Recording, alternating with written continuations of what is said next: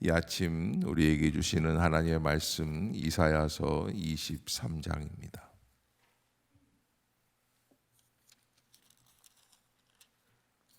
한 절씩 교독하겠습니다. 두로에 관한 경고라. 다시스의 베드라, 너희는 슬피 부르짖을지어다. 두로가 황무하여 집이 없고 들어갈 곳도 없음이요, 이 소식이 기띔 땅에서부터 그들에게 전파되었습니다.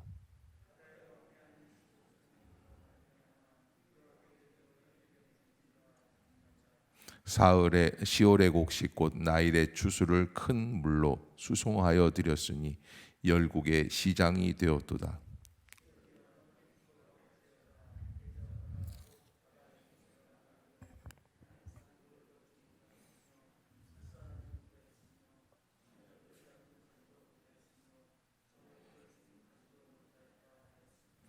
그 소식이 애굽에 이르면 그들이 두로의 소식으로 말미암아 고통받으리로다.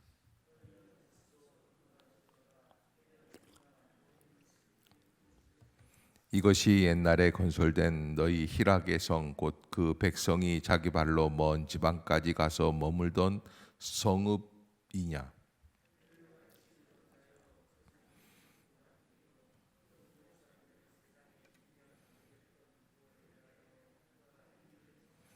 만군의 여호와께서 그것을 정하신 것이라. 모두 누리던 영화를 욕되게 하시며 세상의 모든 교만하던 자가 멸시를 받게 하려 하심이라.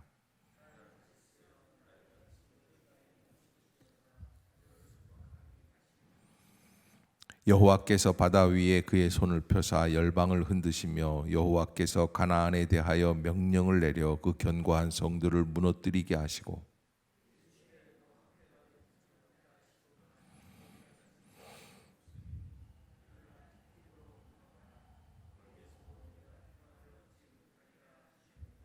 갈대아 사람의 땅을 보라. 그 백성이 없어졌나니 곧 아수르 사람이 그곳을 들짐승이 사는 곳이 되게 하였으되 그들이 망대를 세우고 궁전을 헐어 황무하게 하였느니라.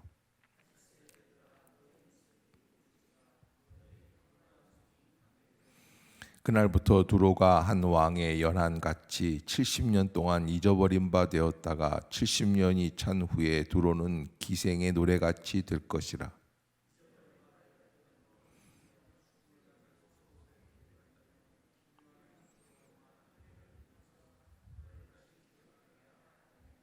70년이 찬 후에 여호와께서 두로를 돌보시리니 그가 다시 값을 받고 지면에 있는 열방과 음란을 행할 것이며 이익을 거룩히 여호와께 돌리고 간직하거나 쌓아두지 아니하리니 그 무역한 것이 여호와 앞에 사는 자가 배불리 먹을 양식 잘 입을 옷감이 되리라. 아멘. 할렐루야. 이 아침 죄전을 찾으신 여러분들에게 하나님의 은혜와 평강이 함께 하시기를 축복합니다. 오늘 23장 두로에 관한 경고라 이렇게 시작을 하는데, 이 두로라고 하는 나라는 이스라엘에서 봤을 때 레바논 저 북쪽으로 있는 자그마한 나라이지만 이 나라는 보통 나라가 아니라 무역의 달인들이 모여 있는 나라다 이렇게 말을 할 수 있고, 그런 면에서 동남아시아 쪽에서 볼 때 아시아로 개념으로 본다면 아마 싱가포르 같은 나라가 아닐까.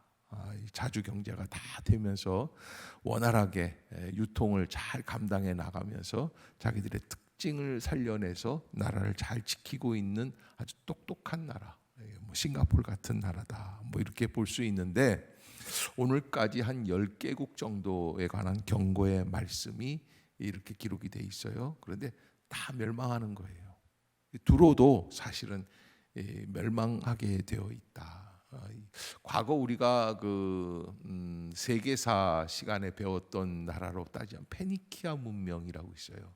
이 페니키아 지중해 중심의 페니키아 문명이 아마 이 두로에 관한 나라가 아닐까 우리가 이렇게 예측하게 됩니다.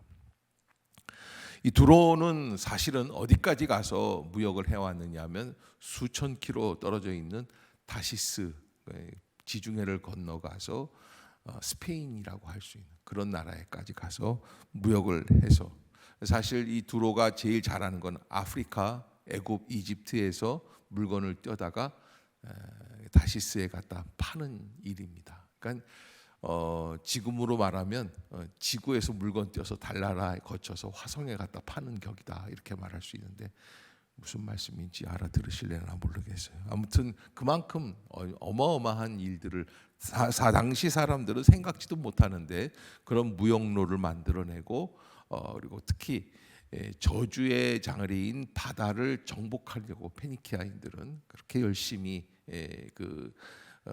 상업 활동을 활발하게 벌여왔던 사람들이 두로다. 그런데 이 두로도 어떻게 되느냐?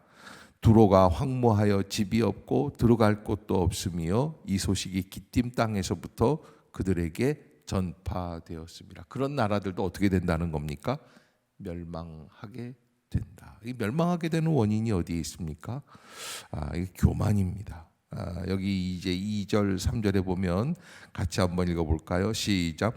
바다에 왕래하는 시돈 상인들로 말미암아 부요하게 된 너희 해변 주민들아 잠잠하라. 시올의 곡식 곧 나일의 추수를 큰 물로 수송하여 드렸으니 열국의 시장이 되었도다. 이렇게 어마어마한 나라가 되었습니다. 아주 급성장하는 그런 나라가 되었습니다. 그러나 시돈이여 너는 부끄러워할지어다. 대저 바다 곧 바다의 요새가 말하기를 나는 산고를 겪지 못하였으므로 출산하지 못하였으므로 청년들을 양육하지도 못하였으며 처녀들을 생육하지도 못하였다 하였음이라. 그 소식이 애굽에 이르면 그들이 두로의 소식으로 말미암아 고통받으리로다. 이렇게 사람들이 자기들이 이루어 놓은 것들이 자기 자신이 행한 지혜로운 선택 때문에 이루어진 일이라고 생각을 하고 있는데 그 모든 잘난 사람들 앞에 들이닥치는 소식이 뭐냐면 두로가 멸망했다라고 하는 거예요. 모든 사람들에게 충격이고 두로가 망할 때에 두로만 망하는 게 아니라 그 근처의 일대에 있는 모든 무역하던 나라들이 바다 건너 다시스까지 다 멸망하게 되어 있다. 그런 역사가 일어나게 된다는 것입니다. 8절을 보면 면류관을 씌우던 자여 그 상인들은 고관들이요 그 무역상들은 세상의 존귀한 자들이었던 두로에 대하여 누가 이 일을 정하였느냐. 그러니까 두로가 이렇게 망하게 된 것은 누구 때문이냐라는 것을 한번 생각해 보라는 거예요. 그래서 그때 나오는 이름이 하나님이죠. 9절 한번 같이 읽겠습니다. 시작. 만군의 여호와께서 그것을 정하신 것이라. 모든 누리던 영화를 욕되게 하시며 세상의 모든 교만하던 자가 멸시를 받게 하려 하심이라. 아멘. 하나님이 하시는 일이에요. 두로가 망하는 것도 하나님이 하시는 일이에요. 하나님이 하시는데 그걸 왜 그러느냐? 모든 누리던 영화를 욕되게 하시고 세상의 모든 어떤 자? 교만하던 자가 멸시를 받게 하려 하십니다. 이 교만이라는 게 우리의 인생의 가장 큰 적 아닙니까? 이 교만이라는 건 뭐예요? 자기가 제일 옳다고 생각하는 게 교만이에요. 자기가 법칙이에요. 그래서 여러분 자기 중심적인 삶이랑 사람이랑 같이 식사를 하면 그런 일이 있대요. 갑자기 울더래요. 어느 선교사님이. 그래서 왜 이렇게 우십니까? 식사하는데. 그러니까 이걸 가지고 아프리카 가면 몇천 명이 먹을 수 있는데. 근데 그거는 진짜 정말 겸손에 가득 찬 그런 말씀이 아니라 그거는 교만이고 궁상이라는 거예요. 잘못된 관점이라는 거예요. 그래서 상대방의 마음도 헤아릴 줄 알고 또 우리가 정상적으로 살아가는 방법이 무엇인지도 한번 살펴볼 줄 알아야 된다. 저희는 뭐 어렸을 때 저희 부모님 세대로부터 저희 아버님이 또 연세가 많으셨기 때문에 툭하면 그런 말씀을 들었어요. 일제 시대 때는 이러지 않았다. 또 피난 때 우리가 얼마나 힘들었는 줄 아냐. 1.4 후퇴 때 그냥 1.4 후퇴 때 그 후퇴하면서 기차간 위에서 그 고생을 하고 비를 맞고 비를 맞았다가 또 눈이 오고 눈이 오다가 또 그게 다 얼어버려요.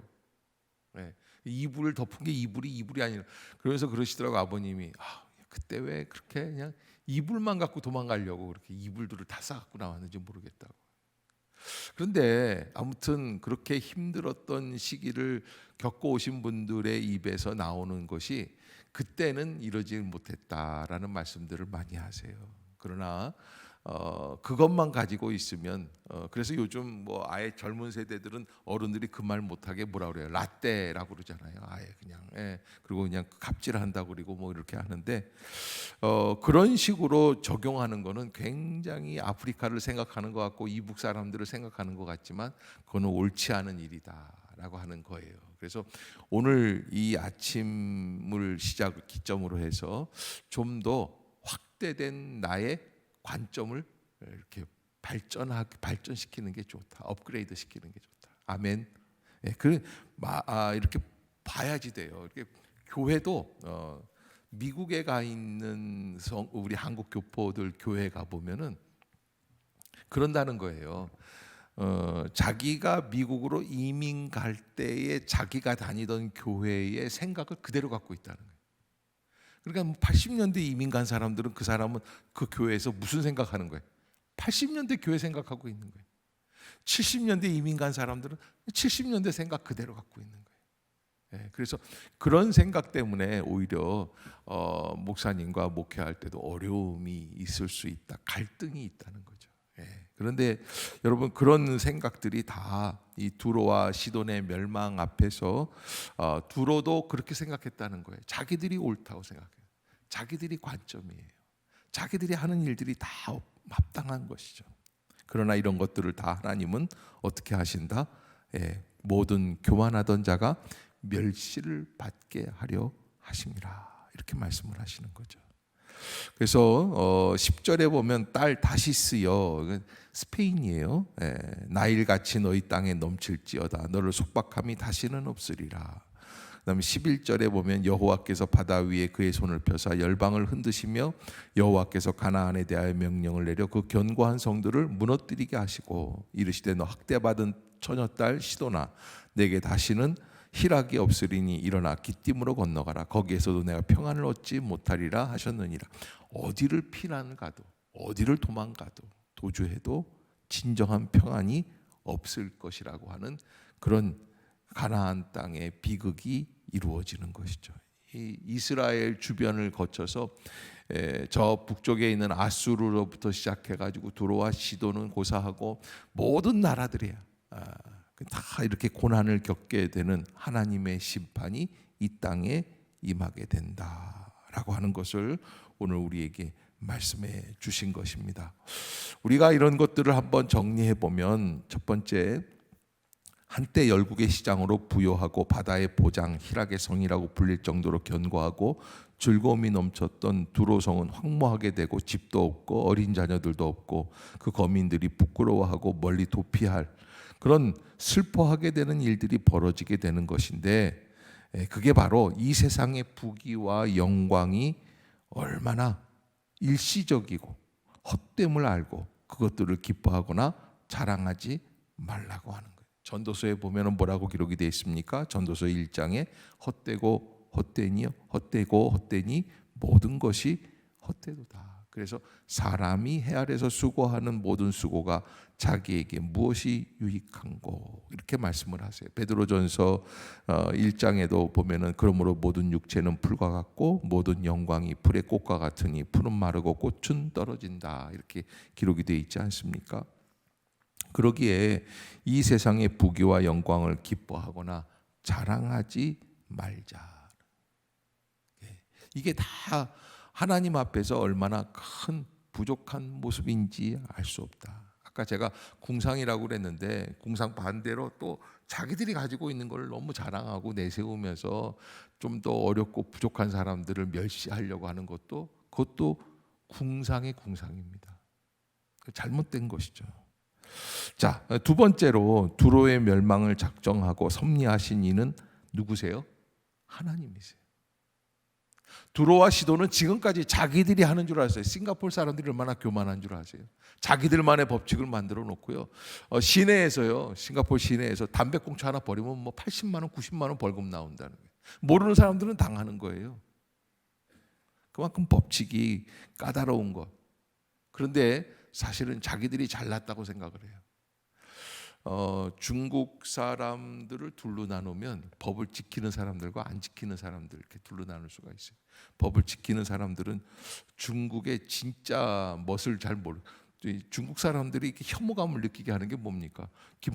우리나라 영종 인천 국제공항 같은 데 와가지고서는 화장실에 들어가서 세면대에다가 발 올려놓고 발 씻고 뭐 머리 감고 샤워하고 뭐 그러고선 나가서 이게 말도 안 되는 일들을 막 펼치고 그다음에 뭐 이렇게 그 터미널 이런 데서 공항 터미널 이런 데서 함부로 뭐 호텔 같이 잠을 자고 이런 식으로 막 자기들 멋대로 하는 거죠. 그 법을 안 지키는 사람들, 법을 지키는 사람들은 다 중국 밖에 있다고 그래요. 화교로 돈을 벌어서 말레이시아, 싱가포르 뭐 이런 데 가서 있다는 거죠. 아무튼 그런 사람들이 이루어 놓은 그런 찬란한 경제 문명이 대단한 것 같지만 자기들은 결코 망하지 않는다고 자신감을 갖지만 그러나 그렇지 않다는 거예요. 두로와 시돈의 멸망도 누가 하신 것이다? 하나님이 하신 것이다.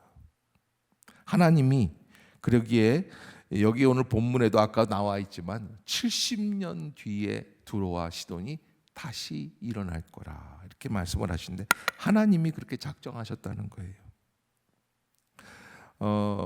17절에 보면 70년이 마친 후에 여호와께서 두로를 돌아보시리니 개인의 생사화복도 가정이나 국가의 흥망성쇠도 다 하나님으로부터 시작된 것이다. 하나님 안에 참된 평안이 있고 형통과 영생이 있고 그러므로 우리는 오직 섭리자 하나님만 의지해야 한다.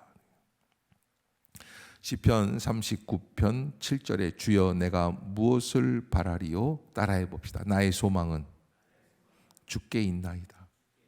다시 한번 나의 소망은 주께 있나이다. 시편 기자가 우리에게 잘 알려주고 있는 그런 이정표입니다. 주여 내가 무엇을 바라리요? 나의 소망은 오직 주님께만 있습니다.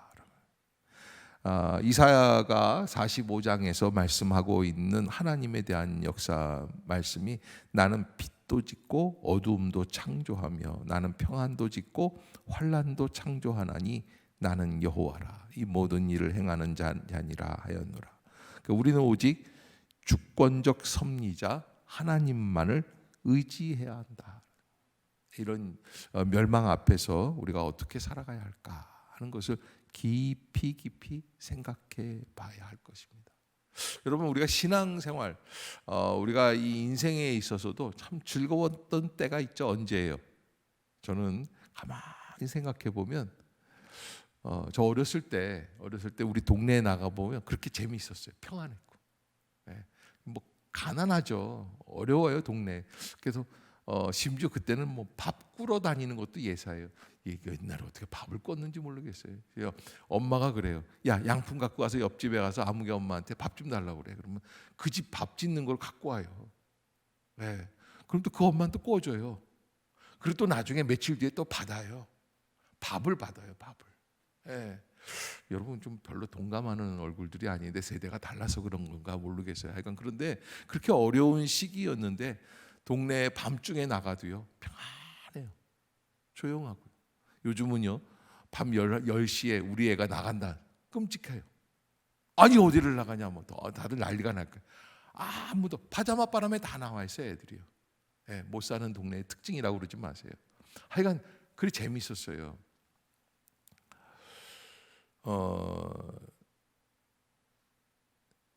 그때 그 동네가 정말 평화로워서 그랬을까? 아니요.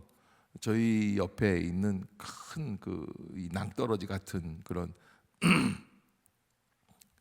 게 있는데 가끔 거기서 밤에 되면 사람이 떨어져 죽는 자살하는 사람들이 있었으니까 그렇게 뭐 그런 건 아니에요. 그러나 왜 그럴까 생각해 보면 제가 어렸으니까 단순해서 평안을 누리는 것 같아요. 단순하기 때문에. 아마 여러분들도 아마 가만히 생각해보면 언제가 다 행복했을까? 어렸을 때 10살, 11살, 12살 철이 없어요. 단순해요. 그런데 여러분 신앙도 단순하면 평안을 누립니다. 아멘. 복 복잡하면 오히려 걸적거려요. 자기가 뭐 다 아는 것처럼 그러지 마세요. 하나님의 은혜 가운데 주님의 은혜를 기다리세요. 주님이 인도해 주시는 거예요. 주님께 맡긴다.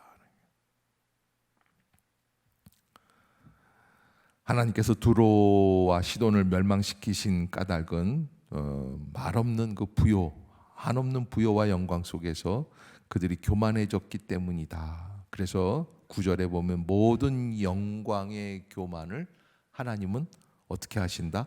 욕되게 하신다.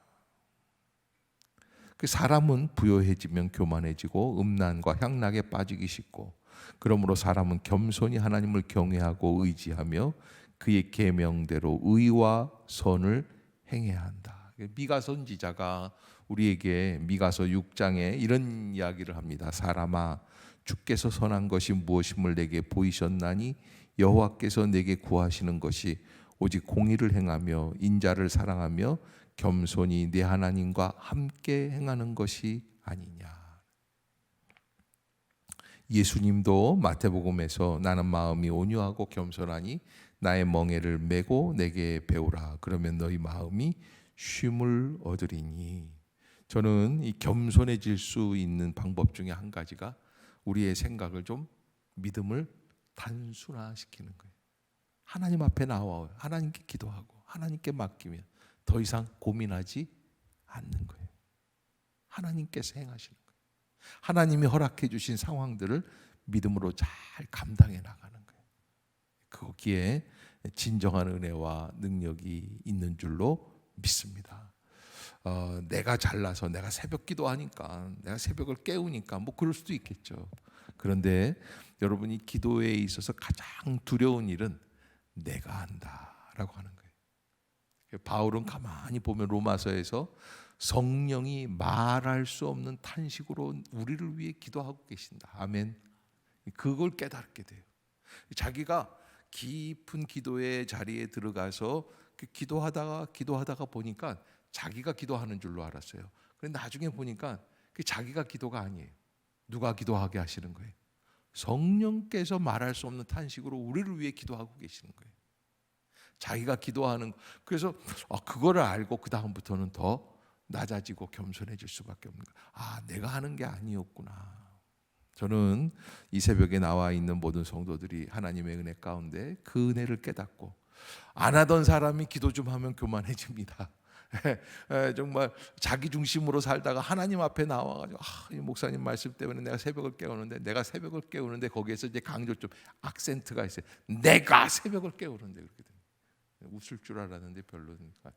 근데 여러분 그러지 마시고 내가 새벽을 깨우는 게 아니라 주님이 새벽을 깨우게끔 해 주시는 거예요. 하나님의 섭리예요. 마치 여름이 지나가면 뭐가 오게끔 돼 있습니까? 왜 그래요? 하나님의 섭리잖아요. 하나님의 법칙이잖아요. 하나님이 하시는 거예요. 그것을 우리가 철저하게 알고 얼굴에 내가 지금 뭘 하고 있다라고 쓰지 말고, 내가 아니라 누가 주인공이에요? 여호와 하나님이 주인공이시다. 아멘. 그 은혜 가운데 우리가 깊은 자리로 나아갈 수 있기를 주의 이름으로 축복합니다. 기도하겠습니다. 사랑